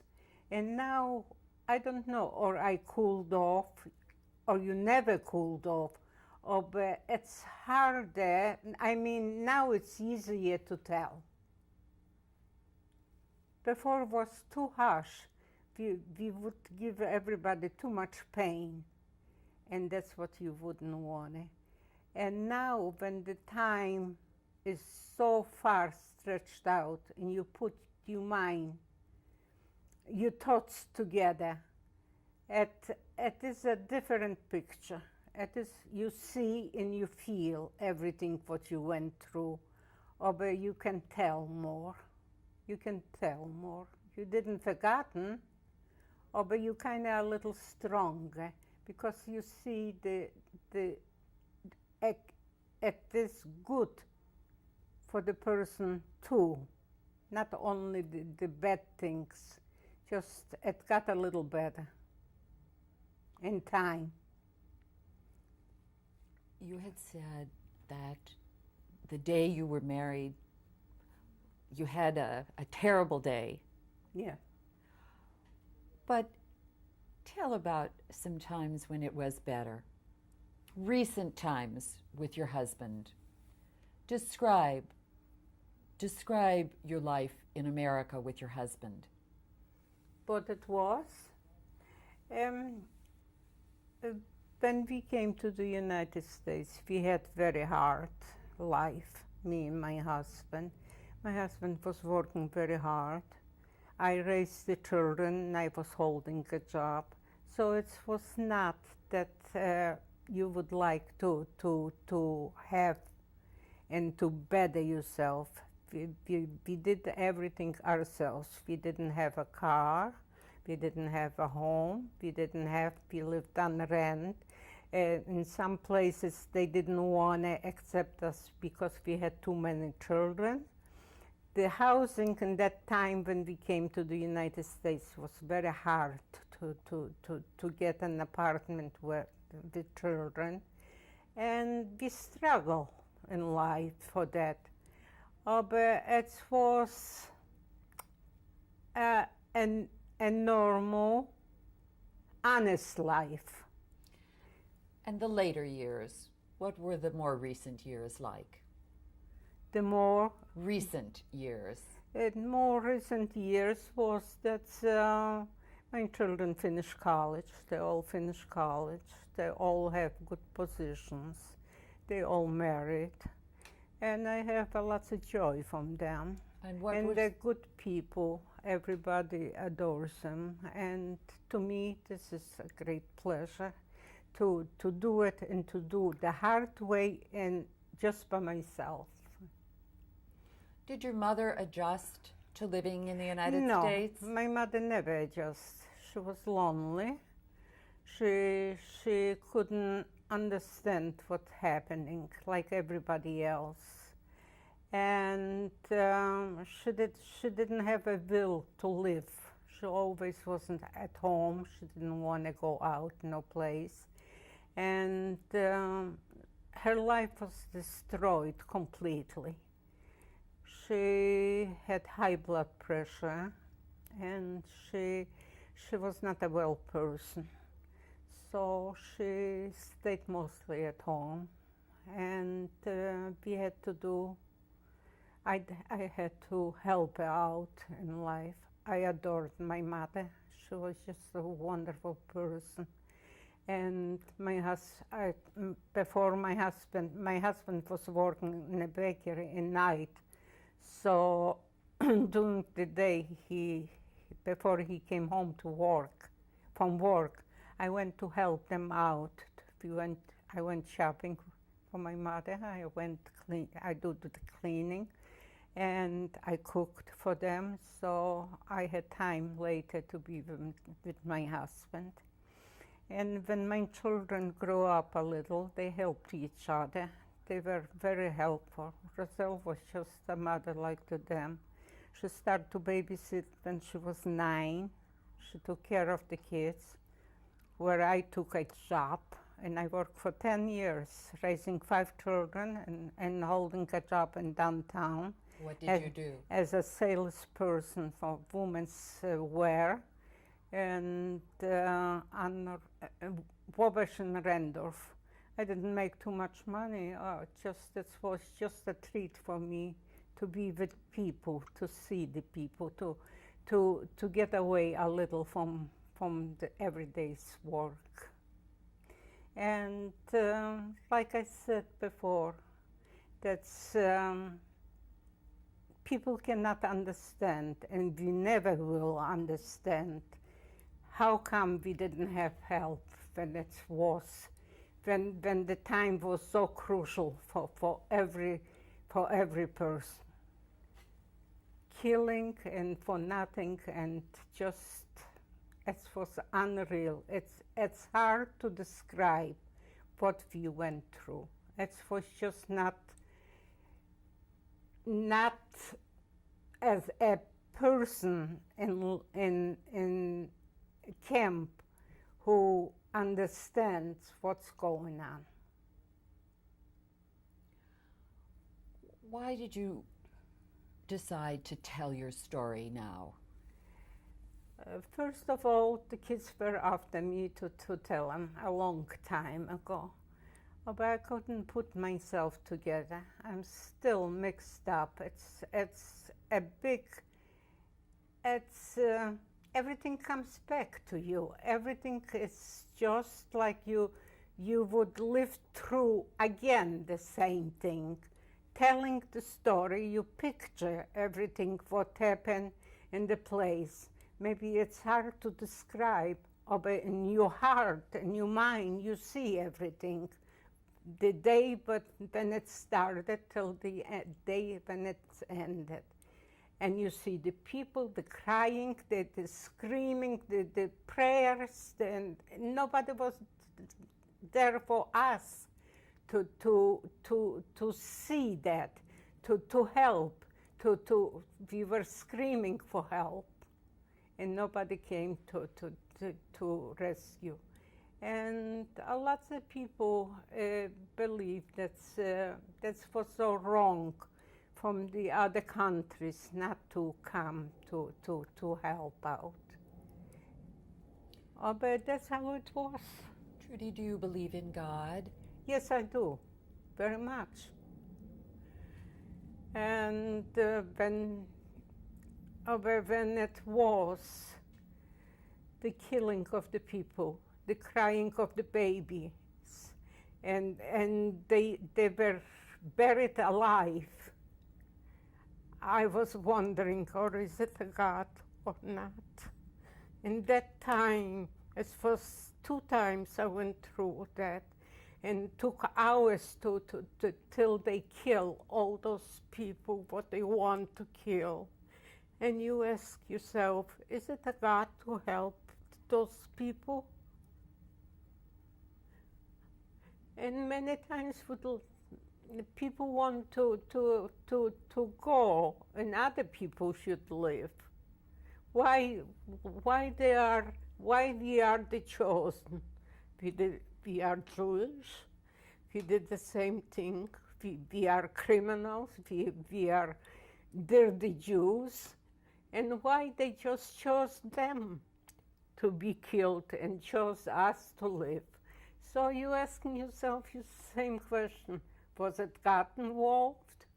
Or is it just meant to be? So till today, I don't know. Trudy, thank you very much for telling your story. And we'll have... On the left is my grandmother Bluma Samet, and her husband, my grandfather, Beiru Samet. Those are the parents of my mother. And this was taken in Dęblin in Poland long time ago.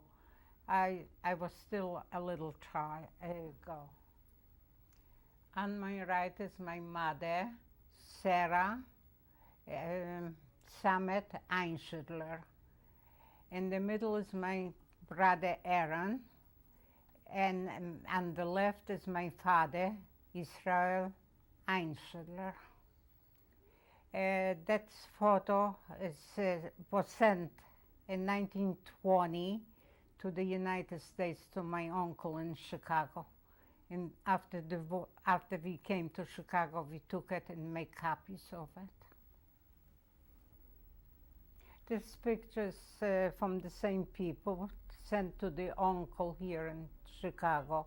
On my left, sitting is my Aunt Jita, and standing is my Uncle Henner Salzman.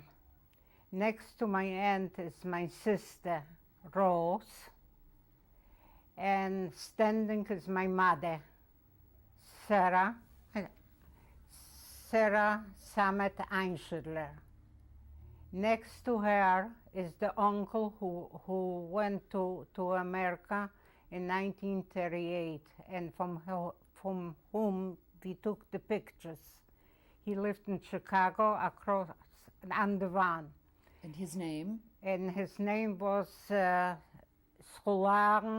Samet. Next to him was my aunt Esther Bergman. And sitting near my sister is my father, Israel Einschidler. Next to him is Uncle Yitzchok Bergman. Standing to my aunt is Uncle Benzia Honigbaum, his wife sitting next to him. And the last one standing is my brother Aaron and me sitting. Trudy Pevitz. And who is below? Below is my brother, my youngest brother Barney, Benyek Sidler. Is he on the left or the right? Here is on the left. In the middle is Srulek Bergman. He was killed in concentration camp, very young. He was before 15 years old. Near him is my cousin Chava Honigsbaum, and the last one is Howard Bergman. He's alive. And in the middle is from left is Bernard Salzman, and near him is Bluma Honigsbaum. And this is the whole family. A few people just survived. On the left, it's me, Trudy Pevitz, and next is my husband, Herbert Pevitz. That picture is taken in 1979 at the wedding of my second daughter. And what happened with your husband? Oh, my husband was very sick for a long time. He passed away in September of 1970. No, wait. When did your husband die, Trudy? In 1996 in September. This is my lovely family, my children, my grandchildren. I'm Roselle Langer. I'm the eldest. I was born in Ulm, Germany. I just wanted to thank my mother for telling her story. I know it was a very painful one. Hi, I'm Harley Langer, Roselle's husband. I'm happy to be here today. I'm Mark.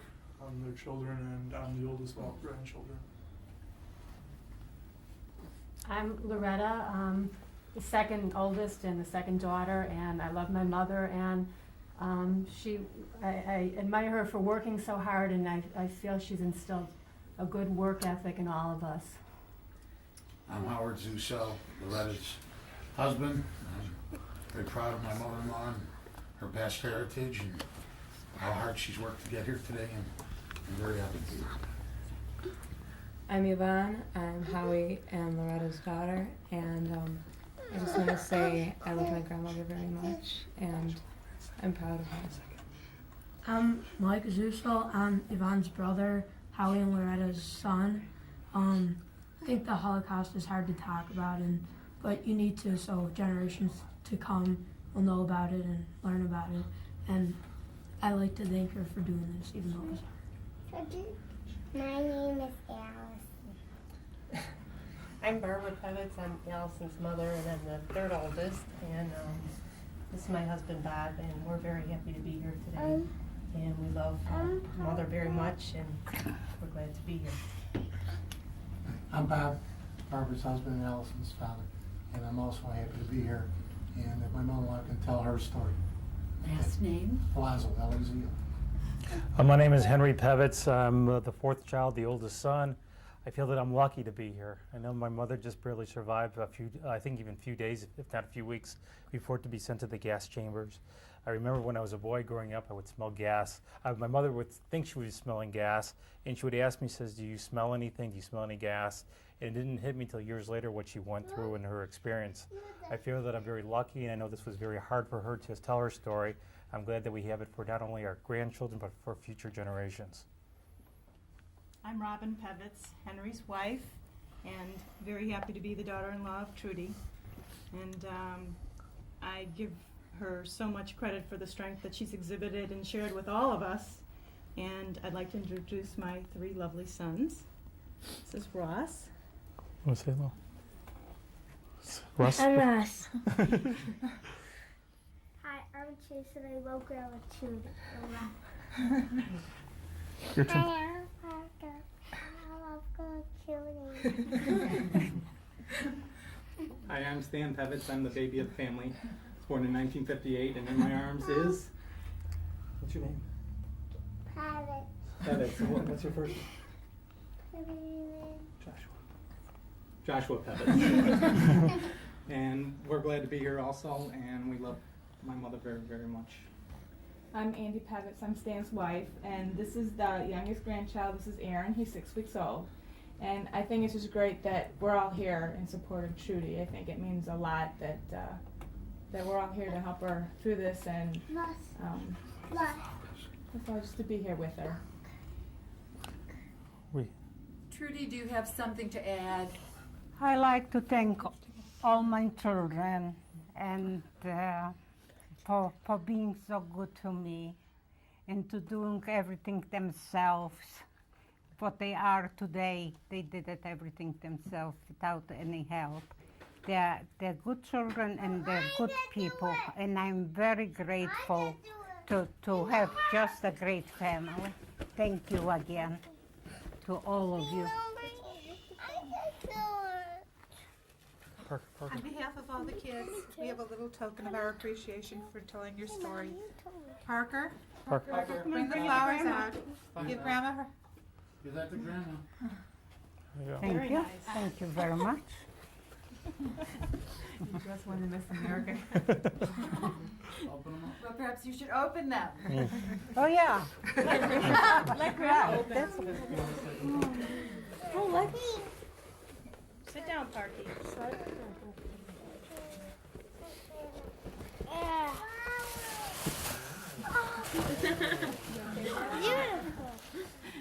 Oh, my God. Upside Stop down. it. Grandma. What? Look. Do you have a vase, Mother? Yeah. Oh, they're pretty. Trudy, perhaps if you lay down the flowers and we could have a closing thought. Do any of the children have anything to add? I think it's great that the Holocaust Museum and the Spielberg, I guess, Foundation has the ability to interview people or survivors so the future generations could experience what they experience, and hopefully people could learn from that. There's no more atrocities like this ever to occur again. So I think we're very fortunate. It should never happen again. I want to thank you all for your participation. We want to thank you. Okay, thank you.